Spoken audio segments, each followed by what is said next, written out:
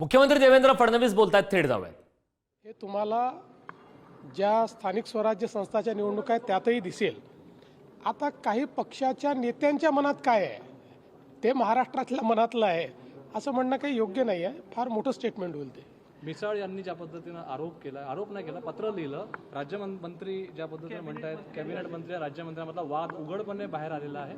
राज्यमंत्र्यांना अधिकार बहाल करण्यासंदर्भातही प्रश्न उपस्थित झाला आहे. पहिली गोष्ट तर मला असं वाटतं की अशा प्रकारे पत्र लिहून वाद तयार कोणी करू नये. मंत्र्यांनी आपापसात बोलावं आणि मंत्र्यांना काही अडचणी असतील तर त्यांनी त्या मला येऊन सांगाव्यात. मग त्याच्यातल्या अडचणी आपल्याला दूर करता येतील. शेवटी मंत्री आणि राज्यमंत्री हे दोघंही एका शासनाचे भाग असतात. सगळे अधिकार हे मंत्र्यांकडे असतात. मंत्री जे अधिकार देतात ते राज्यमंत्र्यांचे अधिकार असतात. त्यामुळे मुळामध्ये याच्यामध्ये कुठलंही कन्फ्युजन नाही आहे. मात्र राज्यमंत्र्यांना बैठका घेण्याचा अधिकार नाही असं मानणंही चुकीचं आहे. राज्यमंत्र्यांना बैठका घेण्याचा पूर्ण अधिकार आहे. पण अशा प्रकारच्या बैठकांमध्ये जर काही धोरणात्मक निर्णय असतील तर ते धोरणात्मक निर्णय हे मंत्र्यांशी बोलल्याशिवाय घेता येत नाही, किंवा ते घेतले तर त्याला मंत्र्यांची मान्यता घ्यावी लागते. मला असं वाटतं की मंत्री आणि राज्यमंत्री असं दोघांनीही सामंजस्य दाखवलं पाहिजे आणि काही अडचण असेल तर माझ्याशी बोललं पाहिजे. पुणे पोलिसांनी आज एक कारवाई केली आहे. त्याच्यामध्ये जे प्रांजल खिवळकर आहे त्यांना आणि त्यांच्या सहकाऱ्यांना अटक करण्यात आली. ते अंमली पदार्थ किंवा असं रेव पार्टी. बघा, मी पण हे माध्यमातच पाहिलं, कारण आपण स्वतः बघितलं. मी सकाळपासून कार्यक्रमांमध्ये आहे तेव्हा मला त्याचं ॲक्च्युअल ब्रीफिंग काही अजून घेता आलेलं नाही. पण जे माध्यमात दिसलं आहे त्याच्यामध्ये पोलिसांनी एक रेव पार्टी बस्ट केलेली आहे. त्याच्यामध्ये काही लोक सापडलेले आहेत, त्याच्यामध्ये काही ड्रग्ज वगैरे सापडलेले आहेत. आता मी पूर्ण याचं ब्रीफिंग ज्यावेळेस घेईल त्यावर याच्यावर बोलू शकेल.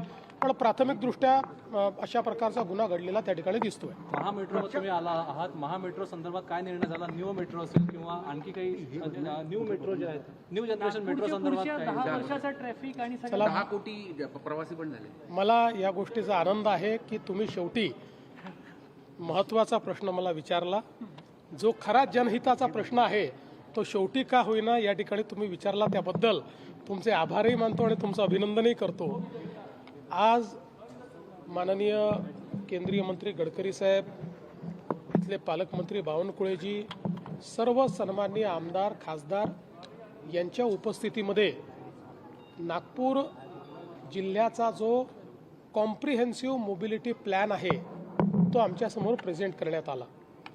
आपण राईट्स या ऑर्गनायझेशनला नागपूर जिल्ह्याचा पूर्ण कॉम्प्रिहेन्सिव्ह मोबिलिटी प्लॅन तयार करायला दिला होता, ज्यात एक्झिस्टिंग नागपूर शहर आणि नागपूर जिल्हा, इथले ग्रोथ सेंटर्स, या ठिकाणी भविष्यात निर्माण होणारे ग्रोथ सेंटर्स, याची मोबिलिटीची संपूर्ण व्यवस्था या प्लॅनच्या माध्यमातून होणार आहे. या प्लॅनचे काही भाग आहेत ज्याच्यामध्ये मिसिंग लिंक्स जे आहेत त्याचं इम्प्रूव्हमेंट करणं, काही ठिकाणी रस्ते मोठे करणं, काही नवीन रस्ते निर्माण करणं, काही रिंग्स तयार करणं, काही ठिकाणी अंडरपासेस किंवा त्या ठिकाणी ओव्हरपासेस तयार करणं, काही ठिकाणी फ्लायओव्हर्स तयार करणं, काही ठिकाणी आपल्या ट्रान्सपोर्टेशन सिस्टीम करता व्यवस्था तयार करणं, बसेसची व्यवस्था असेल, रॅपिड मास ट्रान्झिटची व्यवस्था असेल, त्याच्यानंतर आपली मेट्रोची व्यवस्था असेल, याचं इंटिग्रेशन करणं,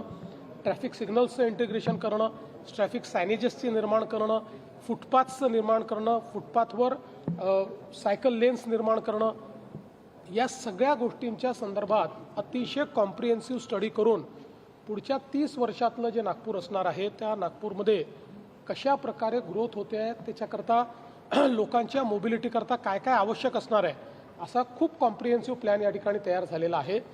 हा प्लॅन आता आमच्यासमोर प्रेझेंट करण्यात आलेला आहे. आता हा प्लॅन जनतेकरता त्या ठिकाणी खुला केला जाईल. त्यांचे सजेशन्स घेतले जातील. लोकप्रतिनिधींनाही सांगितलं आहे की त्यांनीही आपले सजेशन्स काय असतील तर ते लेखी द्यावे. त्यानंतर हा प्लॅन मंजूर करण्यात येईल आणि मंजूर करताना मग याचं एक फायनान्शियल मॉडेल आम्ही तयार करू की ज्याच्यामध्ये 3 फेजेसमध्ये, हा काही 5 वर्षात इम्प्लिमेंट होण्याचा प्लॅन नाही आहे, हा 3 फेजेसमध्ये प्लॅन इम्प्लिमेंट होईल. त्यातलं फर्स्ट फेज हा 5 वर्षामध्ये आपल्याला इम्प्लिमेंट करायचा आहे. त्या दृष्टीने त्याचं एक फायनान्शियल मॉडेल आम्ही तयार करू आणि मग नागपूर आणि जे नागपूर मेट्रोपॉलिटन रिजन आहे किंवा जिल्ह्याचा जो भाग आहे या सगळ्याचा एकात्मिक विकास या मोबिलिटी प्लॅनच्या माध्यमातून केला जाईल. मेट्रो एकेकाळी म्हटलं जात होतं नागपुरात गरजेची नाही, मात्र 10 कोटी प्रवाशांचा टप्पा मेट्रोने 6.5 वर्षात पार केला. मला अतिशय आनंद आहे की नागपूरकरांनी केवळ मेट्रो स्वीकारलीच नाही तर चांगल्या प्रकारे मेट्रोचा वापर सुरू केलेला आहे. आणि आता जे मेट्रोचे नवीन कॉरिडॉर आपण करतोय या कॉरिडॉरमुळे मेट्रोची रायडरशिप दुप्पट होणार आहे. कारण हे असे कॉरिडॉर आहेत की जे आपले ग्रोथ सेंटर्स आहेत, ज्याला आपण एक प्रकारे नागपूरचा सबर्बन एरिया म्हणू शकतो, तो जोडला गेल्याबरोबर इथली रायडरशिप मोठी होणार आहे. आज हाही विचार झाला की रायडरशिप अजून वाढवण्याकरता आपल्या बस सिस्टीमचं आणि मेट्रोचं एक सिम्युलेशन करून किंवा एक त्याच्यामध्ये इंटिग्रेशन करून आणि त्यातनं बस सिस्टीमला मेट्रोचं फीडर म्हणून जर वापरलं आणि काही रूट्स जे महत्त्वाचे आहेत याच्यावर मेट्रो आणि बस सिस्टीमचं अशा प्रकारचं इंटिग्रेशन केलं की दर 5 ते 10 मिनिटाला लोकांना ट्रान्सपोर्ट उपलब्ध असेल तर रायडरशिप मेनीफोल्ड वाढू शकते, मोठ्या प्रमाणात वाढू शकते. त्याही संदर्भात आज चर्चा झालेली आहे. कक्षा तीसरी से लेकर 12वीं तक मिशन सिंदूर को लेकर एक मॉडल तैयार किया जा रहा है, क्या कैसे देखते हैं इसको आप, जिसमें देखिए बहुत अच्छी बात है. मिशन सिंदूर ये केवल एक मिशन नहीं है. देश को आत्मनिर्भर बनाने वाला, देश को स्वाभिमानी बनाने वाला और देश की रक्षा को पुख्ता बनाने वाला ये मिशन रहा है.